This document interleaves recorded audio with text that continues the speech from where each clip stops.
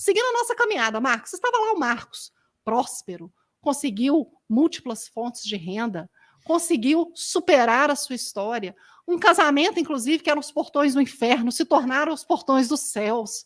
Um homem que superou a sua história muitas vezes estava lá, podendo dizer: bom, agora posso descansar tranquilamente. Alcancei tudo.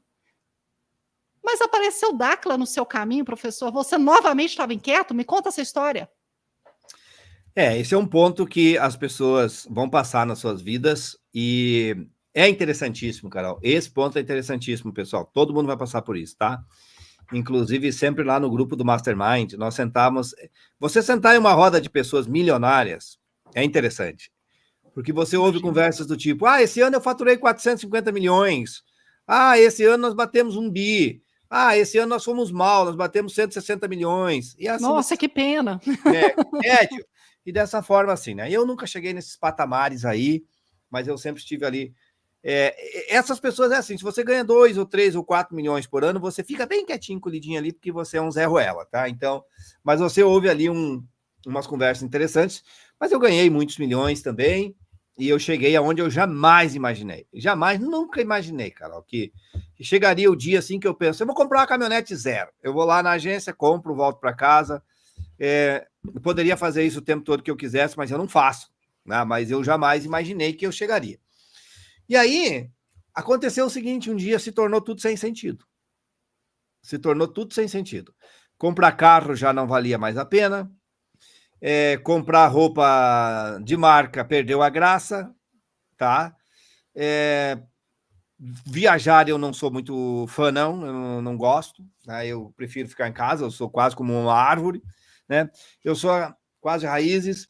E a vida perdeu o sentido, porque eu não tinha mais propósito, tá? Porque o meu propósito era um só: ficar rico. Eu queria ficar rico, eu queria ter dinheiro, eu queria saber o que era ter dinheiro. E isso me moveu durante muito tempo. Quando eu cheguei ao meu propósito financeiro, embora eu sirva muitas pessoas, eu senti que faltava algo no meu trabalho, Carol. A certeza absoluta da verdade. Plena e convicta de não ter qualquer dúvida que você tinha entendido os meandros da verdade. Diga: isso aqui é a verdade, porque a verdade vos liberta.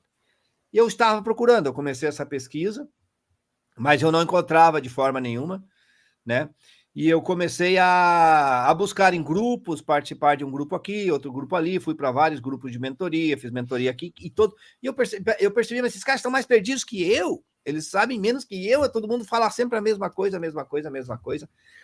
E vários alunos me mandavam material de Dáquila, e eu achava, vou ser sincero, eu acho que a grande maioria das pessoas, no mínimo, doido demais para ser real, né? Era muito... Nossa, tava muito fora da casinha.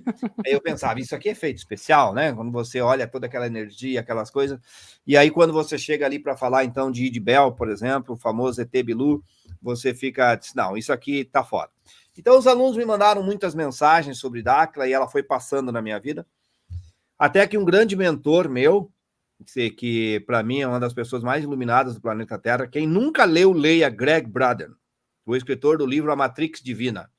Greg Braden é um cientista, tá? Um cientista mesmo, peer-reviewed, daquele que fica lá no meio. É um cara, um monstro da física quântica.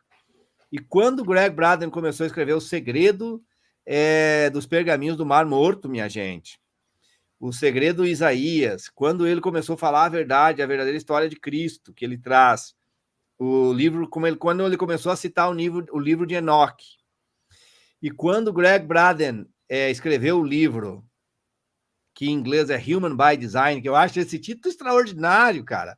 Human by Design, ele traz a mensagem de o homem sobre encomenda. Imagina, o homem construído. Uau! Cara, isso é demais. E aí veio traduzido para o Brasil depois com Mistérios por Trás da Nossa Origem. Quem nunca leu, leia. Os Mistérios por Trás de Nossa Origem. E quando o Greg Braden começou a falar de tudo aquilo, e aí chegou em minha vida a história dos Anunnakis, né? Os Anunnakis já vinham... Aí eu disse: achei! Aí eu achei, gente, achei o que eu estava procurando. E aí eu precisava de alguém com fontes confiáveis, né? Eu precisava de alguém e eu precisava falar com esse alguém. E aí, adivinha? Aí sim, aí eu cheguei a Dáquila. E aí eu fui assistir algumas coisas de Dáquila, aí eu fico aqui o meu abraço, né, para o Rafael Hungria, O Rafael Hungria é uma pessoa que faz um trabalho online que, cara, a coragem daquele cara, eu admiro ele demais. Ele não sabe, mas eu admiro ele. Ele é um... engraçado, né? Porque ele tem uma didática para falar, eu fico encantado, eu fico assistindo ele, né? E eu digo para minha esposa, esse cara não muda o temperamento. Eu grito, eu rio, eu gesticulo, e ele não, ele olha assim, então vamos à próxima pergunta. E aí os caras postam uma besteira lá e ele não se altera, ele não xinga, cara, tem o meu respeito, é um gênio e é uma das pessoas mais corajosas que eu já vi até hoje, porque eu falo de dinheiro, Rafael Hungria, cara, ele dá pau na religião, pô. O cara, você tem que ter um peito para falar de religião, né? Eu não tenho, eu digo, como a gente combinou, eu disse, eu não falo de religião, eu não falo, tá? Não adianta tentar discutir comigo religião, eu fujo, tá? Eu não tenho conhecimento para isso e eu acho que é um tema muito delicado. E ele não. Então apareceu um recorte do Rafael para mim, e eu logo aprendi uma coisa na minha vida. Cara, não perde tempo, pergunta logo quanto que o cara quer, quanto que custa a consultoria, né? Já mandei logo uma mensagem para ele, queria contratar ele para ele ser meu mentor, eu queria que ele me passasse todas aquelas informações. Ele não tinha tempo, de fato ele não tem mesmo, mas eu entrei na mentoria dele, assisti por um tempo, e aí eu comecei a me inteirar de tudo aquilo, mas Dáquila ainda era um mistério. E ele falava de Dáquila, Aí eu estudei tudo aquilo, fui lá, entendi Dáquila, que não, Dáquila vai revolucionar o mundo. Agora eu entendi Dáquila. Aí eu consegui compreender que Dáquila era um ecossistema, que Dáquila era um grupo de pesquisadores, que Dáquila, na verdade, era a pureza da verdade. Dáquila é o que não existe mais.